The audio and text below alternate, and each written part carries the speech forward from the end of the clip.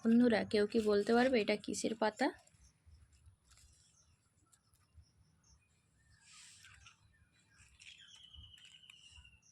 আজকে এই পাতাগুলোর বাটা হবে কাঁচা লঙ্কা, রসুন, গোটা রসুন আর কালো জিরা দিয়ে। আগে পরিষ্কার করে এগুলোকে কেটে নিই। এবার এই পাতাগুলোকে ভালোভাবে কেটে নেব।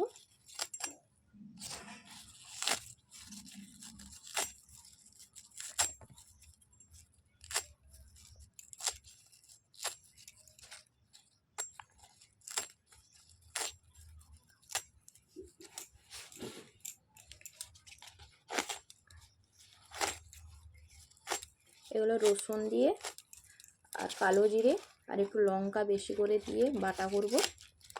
এই পাতাগুলোর নাম যদি কেউ বলতে পারো জানাবে।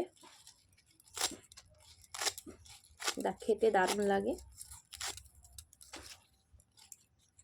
এই যে পাতাগুলো, এই বর্ষাকাল পড়লেই এগুলো বেরায়। এগুলো কিনতে হয় না, বাড়ির আশেপাশেই চতুর্দিকে থাকে। জঙ্গলের ভিতরে একটু খোঁজাখুঁজি করলেই পাওয়া যায়। এই যে পাতাটা দেখতে জাস্ট এরকম হবে।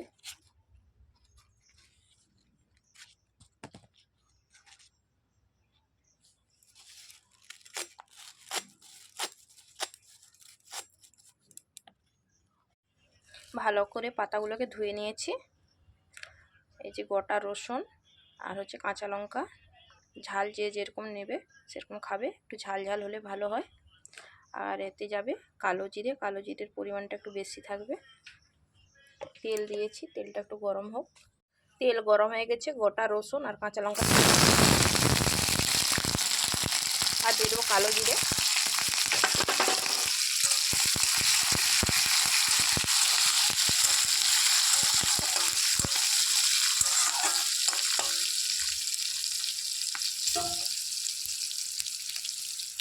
পাতাগুলো দিয়ে দেবো।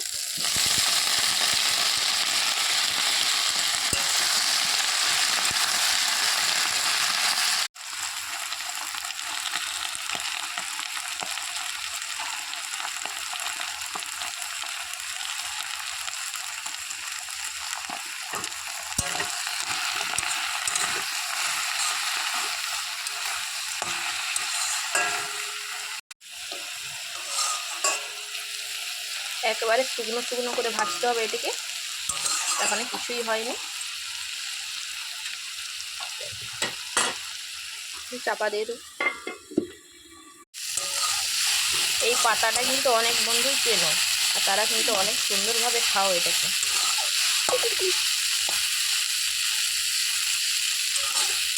যেসব বন্ধুরা এই পাতাটার নাম জানো একটু কমেন্ট করে জানাইবে। খেতে কিন্তু দারুণ টেস্ট, গরম ভাতের সঙ্গে। আমিও জানতাম না, আমি ফোনে দেখে দেখে তারপরে এটা খেতে শিখেছি। অনেক ভিডিও দেখেছি, তারপর দেখলাম একবার ট্রাই করে দেখাই যাক কেমন খেতে। সত্যি অনেক মজা আছে খেয়ে। এটাকে ভালোভাবে একবার শুকনো শুকনো করে ভেজে নিতে হবে, নাহলে চুলকোনোর ভয় আছে, গলাটা একটু কুটকুট করতে পারে। কিন্তু ভালোভাবে ভেজে নিলে একবার শুকনো শুকনো করে একটু কোনো চুলকাবে না। ভাজা হয়ে গেছে, এবার নামিয়ে ঠান্ডা করে নেব, তারপরে বেটে আপনাদেরকে দেখাচ্ছি।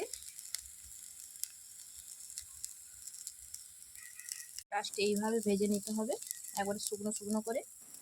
রসুনটাও একটু বেশি পরিমাণে দিতে হবে, আর ঝাল যে যেরকম খাবে সেরকম দেবেন। এই যে বন্ধুরা ভাজার পর বেটে নিয়েছি, এইভাবে বেটে নিতে হবে। কেমন হয়েছে জানাবে বন্ধুরা। কিন্তু এই পাতাটার নাম বলবে কি পাতা।